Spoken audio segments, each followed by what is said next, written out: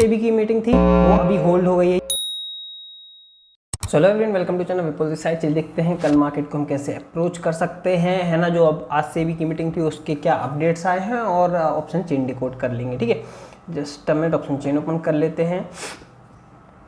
इसको day time frame पे convert कर लेते हैं। डे टाइम फ्रेम पे देखते हैं कैसी कैंडल बनी है। मार्केट नेगेटिव था ऑब्वियस, मतलब जो भी मेरा सेटअप है वो नेगेटिव साइड के है, तो हाँ आज का दिन ठीक ठाक रहा। उसके बाद इसको भी, निफ्टी को भी हम 50 डे टाइम फ्रेम पे कन्वर्ट कर देते हैं। निफ्टी भी अच्छा है, 50 EMA के नीचे है 15 मिनट टाइम फ्रेम पे, जो कि सही चीज़ है। अभी देखो जो सेबी की मीटिंग थी वो अभी होल्ड हो गई है। यहाँ पे आप देख सकते हैं SEBI holds board meeting today. तो अभी कल इन पे बात होगी। कल है 1 अक्टूबर, है ना। कल 1 अक्टूबर है, सो हो सकता है कल एक हो जाए धमाका मार्केट में, क्योंकि जहाँ तक FNO ट्रेडिंग ऑब्वियसली टारगेट होने वाली है, जहाँ तक दिख रहा है इसमें 3 चीज़ें हो सकती हैं। पहली चीज़ तो ये होगी कि मार्जिन बढ़ सकती है, दूसरा STD बढ़ सकता है, तीसरा लॉट साइज बढ़ा सकते हैं और चौथा बेरोजगारी बढ़ा सकते हैं, ठीक है। चौथा पॉइंट एडिशनल था। सो ये इम्पैक्ट हो सकता है इसमें कहीं ना कहीं, क्योंकि जहाँ तक मुझको लगता है 15, 20, 30, 50 हज़ार से जो भी ट्रेड करते हैं अभी उनको बहुत प्रॉब्लम होने वाली है। और जो सिंगल लॉट सेल भी करते हैं हैच करके, शायद उनको भी अभी ऑप्शन बाइंग में शिफ्ट होना पड़ेगा, क्योंकि अगर मार्जिन बढ़ी तो फिर कैपिटल रिक्वायरमेंट बहुत ज़्यादा हो जाएगी, ठीक है। सो ये तो कुछ इसके सेबी के पॉइंट्स हो गए जो भी एक्सपेक्टेड हैं, ऐसा हो सकता है। मतलब कंफर्म नहीं है, बट हाँ जहाँ तक लग रहा है, क्योंकि अभी रिसेंटली भी कुछ इसके अपडेट्स आए थे, है ना। सो वो सब चीज़ें हैं, बट उन पे हम उतना डिस्कशन नहीं करेंगे। मेन चीज़ हमारा यही था कि क्या रहा अभी, तो अब कंफर्म कल परसों तक सबको ही पता चल जाएगा। तो फिर देखते हैं कैसे क्या अब हम रिएक्ट कर सकते हैं। द थिंग इज़ दैट कि अभी तक जो बैटिंग ऐप है वो इन लोगों ने, किसी ने भी बैन नहीं किए हैं। मतलब ओपनली गवर्नमेंट चलने दे रही है बैटिंग ऐप्स, जो कि श्योरली नहीं चलने चाहिए, ठीक है। मतलब आप जो चीज़ आप पढ़ के जिसको ओवरकम कर सकते हो, आप स्टिल स्पेकुलेशंस को बढ़ावा दे रहे हो। और अगर बंदा, मतलब स्टडी तो डेफिनेटली लोग प्रोवाइड कराते ही नहीं हैं जो इनको कराना चाहिए, बट ये लोग बैटिंग ऐप प्रमोट कर रहे हैं श्योरली सब लोग। सो बैटिंग ऐप में तो बिल्कुल नहीं जाना, है ना।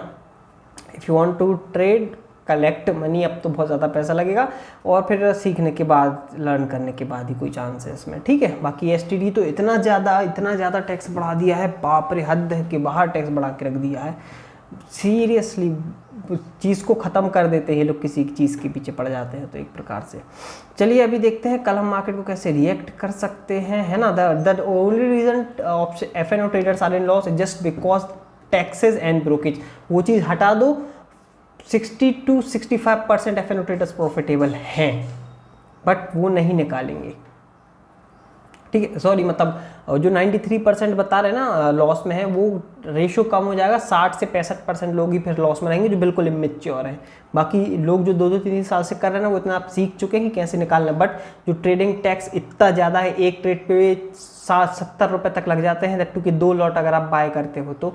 सो इट्स ह्यूज मनी, और ये तो कहीं ना कहीं चीज़ें फेल ही कर देगा अगर इस पर ओवरकम नहीं कर सकते तो। और कैसे तो फाइनेंशियल एनालिस्ट बैठा के रखें। चलिए अभी देखते हैं डे टाइम फ्रेम पे दिख रहा है बैंक निफ्टी। हम ऑप्शन चेन डिकोड कर लेते हैं। यहाँ पे आप देख सकते हैं मार्केट वन साइड फॉल हुआ, स्टार्टिंग में तो फॉल हो, उसके बाद थोड़ा सा साइडवेज, मतलब सेलर्स के लिए हम बोल सकते हैं, कॉल शॉट करके बैठ सकते हैं, आराम से प्रॉफिट मिल जाता। मैंने भी मॉर्निंग में कॉल शॉट किया था, फिर मैंने यहाँ कहीं पे स्कैल्प किया था, दैट टू के पुट बाय किया था, थोड़ी क्वांटिटी ज़्यादा थी। तो हाँ मार्केट हमारे लिए ठीक रहा। मेन चीज़ तो दिमाग में ये लगती है कि यार ब्रोकेज निकले कि नहीं कभी कभी। मतलब क्या होता है कि अगर आपने लॉट साइज बढ़ा दिए तो उसके अकॉर्डिंगली ब्रोकेज भी बढ़ती जाती है, और ये कभी कभी बहुत ज़्यादा, जब लास्ट में देखते हैं कॉन्ट्रैक्ट नोट में तो बहुत ज़्यादा रहता है, क्योंकि एज एन स्कैल्पिंग भी आपको बहुत जल्दी ट्रेड्स लेने पड़ते हैं। अगर आप सेलिंग करने के बाद स्कैल्पिंग करते हो, जैसे मैं मार्केट के अकॉर्डिंगली अपना फॉर्मेट कर लेता हूँ, जैसे फर्स्ट हाफ में सेलिंग कर दी, सेकंड हाफ में स्कैल्प कर दिया, लाइक दिस। सबका अपना पर्सपेक्टिव रहता है।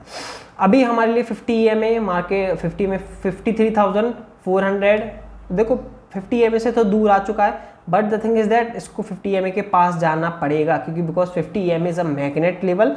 हाँ हो सकता है 50 EMA के पास जाए, फिर अगर गिरता है then it is okay. But यहाँ से अगर रेगुलरली गिरता ही रहता है बिना पुल बैक के, देन थोड़ा सा एंट्री के लिए इशू होगी, ठीक है। और मैं कैरी फॉरवर्ड नहीं कर रहा हूँ, मुझको इंट्राडे पे ही बेसिस पे कुछ ट्रैक मिलता है, तो देन इट इज़ फाइन।